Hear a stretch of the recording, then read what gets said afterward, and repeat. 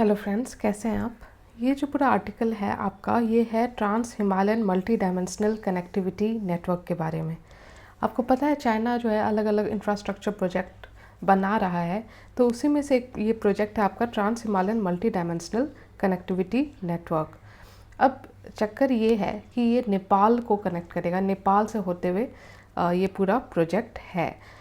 कहीं ना कहीं चाइना चाहता है कि नेपाल में उसका जो दबदबा है, जो उसका फुटप्रिंट है वो बढ़े, और इसलिए इंडिया के लिए ये एक चिंताजनक सिचुएशन है। अगर आप यूपीएससी का बात करो तो आप GS2 से आप कनेक्ट कर सकते हो। जब आप चाइना के बारे में बताते हो तो आप उसमें ये एग्जाम्पल दे सकते हो।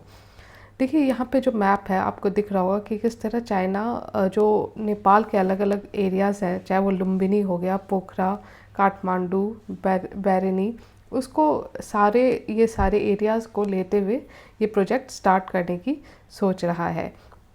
जो trans Himalayan multi dimensional connectivity network है, ये एक तरह से पार्ट होगा आपका चाइना के बेल्ट एंड रोड इनिशिएटिव का। इसमें आपके अलग अलग जो मोड है कनेक्टिविटी के, चाहे वो पोर्ट्स हो गए या रोड्स हो गए या आपके एविएशन से लेके कम्युनिकेशन, सारे मोड इसमें इंक्लूडेड होंगे। और ये एक तरह से आप कह सकते हो कि चाइना का तरीका है जिससे वो पूरे एशिया को इंटीग्रेट करेगा और अपने फुटप्रिंट को बढ़ाएगा।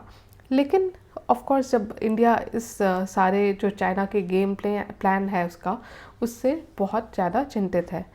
उसे इंडिया का अगर आप उसे देखोगे तो उसमें आप देखोगे कि पहली बात तो कि इंडिया को लग रहा है कहीं ना कहीं कि ये कहीं हिमालयन क्वाड तो नहीं बनता जा रहा। जैसे हमारा जो ओरिजिनल क्वाड है, जिसमें आपका ऑस्ट्रेलिया है, यूएसए है, जापान है और इंडिया है, तो इंडिया को लगता है कि ये चाइना का एक तरीका है जिससे वो काउंटर कर रहा है हमारे क्वाड को, और इसे हिमालयन क्वाड भी हम कह सकते हैं। हिमालयन क्वाड में आपके बेसिकली 4 कंट्रीज़ हैं, जिसमें आपके आते हैं चाइना, पाकिस्तान, अफ़गानिस्तान, नेपाल। ये सारे कंट्रीज़ मिलके आपके हिमालयन क्वाड बन रहे हैं। लेकिन इस तरह का जो एक अलायंस बन रहा है, इस तरह का अलायंस का अगर आप मेंटलिटी देखो तो आपको याद आना चाहिए वर्ल्ड वार का समय। वर्ल्ड वार के समय भी इस तरह अलायंसेस बन रहे थे, और इस कारण से जो पूरे इंटरनेशनल रिलेशन में एक तरह का स्ट्रेस बढ़ रहा था, कन्फ्लिक्ट्स की तरफ ज़्यादा चीज़ें बढ़ रही थी। तो वो भी एक दिमाग में आ रहा है कि कहीं ये कोल्ड वॉर मेंटलिटी से तो कनेक्टेड नहीं है, तो वो भी एक फैक्टर है कि जो एक्सपर्ट्स हैं इंटरनेशनल रिलेशन के, वो सोच रहे हैं। फिर दूसरा है कि हमारा जो नेपाल के साथ रिलेशन है, ठीक है, अभी तक तो बहुत सही रहा है, लेकिन चाइना जिस तरह से नेपाल को यूज़ करना चाहता है इंडिया के अगेंस्ट, वो कहीं ना कहीं चिंताजनक है।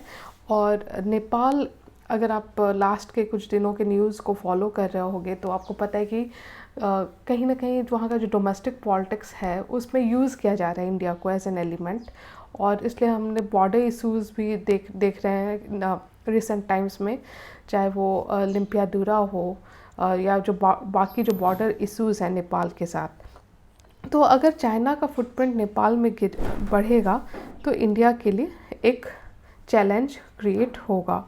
तीसरा है कि अगर आप साउथ एशिया में एज अ होल भी देखो तो चाइना अपना फुटप्रिंट बढ़ा रहा है, चाहे वो बांग्लादेश में हो। आपने श्रीलंका का तो हाल देख ही लिया, श्रीलंका ने भी बहुत सारा क्रेडिट लिया था, और जो हम्बनटोटा पोर्ट है वो चाइना के पास है अभी श्रीलंका का। तो इस तरह से जो पूरा इंडिया के लिए एक चैलेंज क्रिएट हो रहा है। चौथा है सिक्योरिटी कंसर्न। ये जो पूरा जो प्रोजेक्ट है, ठीक है, ये जो इंफ्रास्ट्रक्चर इनिशिएटिव है, ये पास करेगा लुम्बिनी, ठीक है, और इसलिए इंडिया के लिए एक सिक्योरिटी कंसर्न बन सकता है। उसके बाद आपको पता है कि पूरा जो हिमालय है, इसे हम एशिया का वाटर टावर कहते हैं। तिब्बत से स्टार्ट होने वाली कई सारी नदियां हैं, पूरा जो हिमालय है आपको पता है कितना ज़्यादा प्रिस्टाइन है वहाँ का, उसे हम 3rd पोल भी कहते हैं। तो एनवायरमेंटल वाइज भी एक कंसर्न है, क्योंकि चाइना चाहता है कि पानी को भी कंट्रोल करे, जो रिसोर्स है वहाँ के का, जो भी इम्पॉर्टेंट मिनरल्स है उसको भी कंट्रोल करे, और डैम्स बना के जो चाइना है वो सारे रिवर्स को कंट्रोल करना चाह रहा है। हिमालय से स्टार्ट होने वाली कई सारी नदियां हैं, जैसे आपकी सतलज हो गई, या आपका ब्रह्मपुत्र हो गया, या इंडस हो गए। तो कई सारे रिवर्स हैं और इसलिए ये एज अ होल ह्यूमैनिटी के लिए भी एक कंसर्न है अगर हम हिमालय के ऊपर ज़्यादा अगर प्रेशर डालें, एंथ्रोपोजेनिक डेवलपमेंट ज़्यादा वहाँ करें तो। ठीक है, तो ये तो बात है कि जो वहाँ पे हो रहा है और इंडिया का जो कंसर्न है। लेकिन नेपाल भी थोड़ा कंसर्न है। नेपाल का क्या कंसर्न है अगर हम उस तरफ देखें तो पहला तो यही है कि फिनांसिंग और ट्रांसपेरेंसी। देखिए, जो चाइना जहाँ भी इन्वेस्ट करता है, चाहे वो श्रीलंका में आप देख लो तो क्या हाल है श्रीलंका का, तो वो एक कहीं ना कहीं चाहे नेपाल को ये भी लग रहा है कि कहीं वो डेप्थ ट्रैप डिप्लोमेसी जो है, जो कि बहुत फेमस टर्म है जब हम चाइना के बारे में बात करते हैं, तो उसमें कहीं ना कहीं फंस न जाए। तो नेपाल चाहता है कि उसे सॉफ्ट लोन मिले, जो भी पैसा है वो ग्रांट की तरह मिले, ना कि एक हाई इंटरेस्ट पे दिया गया लोन की तरह, ताकि उसका भी हाल श्रीलंका की तरह ना हो जाए। अगर हम बात करें कि चाइना का आउटरीच जो है इन द हिमालय, उसके ऊपर बात करें तो देखिए, जैसा मैंने कहा, अगर आप चाइना के बारे में कहोगे तो पहली बात तो है कि वो हिमालय को यूज़ करना चाहता है, चाहे वहाँ के वाटर रिसोर्सेस हो या वहाँ का मिनरल रिसोर्स हो, तो दोनों को यूज़ करना चाह रहा है। और जैसा मैंने कहा कि हिमालय जो है वो एशिया का वाटर टावर कहलाता है। कई सारे इंफ्रास्ट्रक्चर प्रोजेक्ट्स वहाँ वो बना रहा है और देखने लायक सिट होगा कि आगे चीज़ें कैसे टर्न आउट होती हैं।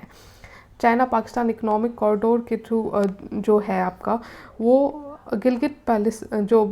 गिलगित बाल्टिस्तान जो है वहाँ से क्रॉस करेगा, और इसलिए गिलगित बाल्टिस्तान जो आपको पता है इंडिया के लिए भी एक कंसर्न का फैक्टर हो जाता है। तो चाइना पाकिस्तान इकोनॉमिक कॉरिडोर एक एडेड फैक्टर है जो कि हिमालय में चल रहा है। और उसी तरह चाइना ने इन्वेस्ट किया है वाखान कॉरिडोर फाइबर ऑप्टिक सर्वे प्रोजेक्ट में भी। इंडिया का जो स्ट्रेटेजी है, अगर हम इंडिया की बात करें कि इंडिया की स्ट्रेटेजी क्या है, किस तरह से हम कंटेन करेंगे पूरे इस चाइना के फैक्टर को, तो देखिए, हमारा जो हिमालयन बॉर्डर है वो अभी तक के जो गवर्नमेंट या जो इंडिया की स्ट्रेटेजी या पॉलिसी रही है वो ये रही है कि वहाँ पे ज़्यादा इंफ्रास्ट्रक्चर प्रोजेक्ट बनाए ही नहीं, ताकि वो पूरा रीजन ही इनएक्सेसिबल हो, क्योंकि हमें हमेशा डर लगता था कि क्या होगा अगर चाइना इस रीजन को कैप्चर कर लेगा। तो लेकिन अब हम रियलाइज़ कर रहे हैं कि नहीं, हमें इंफ्रास्ट्रक्चर की ज़रूरत है, और इसलिए आप देख लो बॉर्डर रीजन में हम कितने सारे इंफ्रास्ट्रक्चर प्रोजेक्ट बना रहे हैं, चाहे वो हिमालयन रेल एक्सप्रेस हो जो कनेक्ट करेगा लेह को विद अरुणाचल प्रदेश।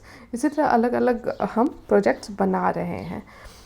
लेकिन इंडिया के लिए प्रॉब्लम्स भी हैं, चैलेंजेस भी हैं। पहला चैलेंज तो यही है कि जो हमारे बॉर्डर्स हैं, ठीक है, जो भी बॉर्डर कंट्रीज़ हैं, नेबर्स हैं हमारे, उनके साथ हमारे कई सारे बॉर्डर इश्यूज़ हैं।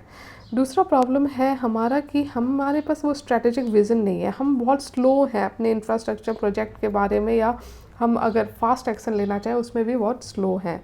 तीसरा है कि ये जो पूरा रीजन है हिमालय, आपको पता है कि कितना टफ टेरेन है वहाँ का, और एक प्रिस्टाइन एनवायरनमेंट है, तो इस पूरे टेरेन में काम करना आसान नहीं है। चाहे आप सियाचिन ग्लेशियर का ही बात करो, आपको कितना मुश्किल होता है वहाँ पे जो हमारे ट्रूप्स हैं उनका मूवमेंट। तो इसलिए ये सारे इश्यूज़ हैं, ठीक है। तो लास्टली बात आती है कि ये सारे प्रॉब्लम्स तो हैं, इश्यूज़ तो हैं, तो वे अहेड क्या होना चाहिए, आगे हम कैसे बढ़ें। तो पहला तो नेपाल के साथ जो हमारा रिलेशन है, हमारा इतना हिस्टोरिकल टाइज है, हम कहते हैं कि बेटी का रिश्ता, रोटी बेटी का रिश्ता है, उसको बनाए रखें, उसको और ज़्यादा स्ट्रॉन्ग करें। दूसरा है जो एनवायरनमेंट है उस पर हम कलेक्टिवली चाइना पे प्रेशर डालें। इसमें आपका बांग्लादेश भी होगा, नेपाल भी होगा, इंडिया भी होगा, क्योंकि ये सारे नेशन सफ़र करेंगे ना जब चाइना हिमालय को एक्सप्लॉइट करेगा अपने इंटरेस्ट के लिए। तो एनवायरमेंटल कंसर्न पे ध्यान देना होगा। तीसरा है कि जो बॉर्डर पे जो कनेक्टिविटी है उसको और ज़्यादा इम्प्रूव करने की ज़रूरत है, यानी कि हमें वहाँ पे इंफ्रास्ट्रक्चर अपना स्ट्रॉन्ग करना पड़ेगा, ताकि हमारे ट्रूप्स जो है वहाँ पे इजीली मूव कर सके, टाइमली पहुँच सके।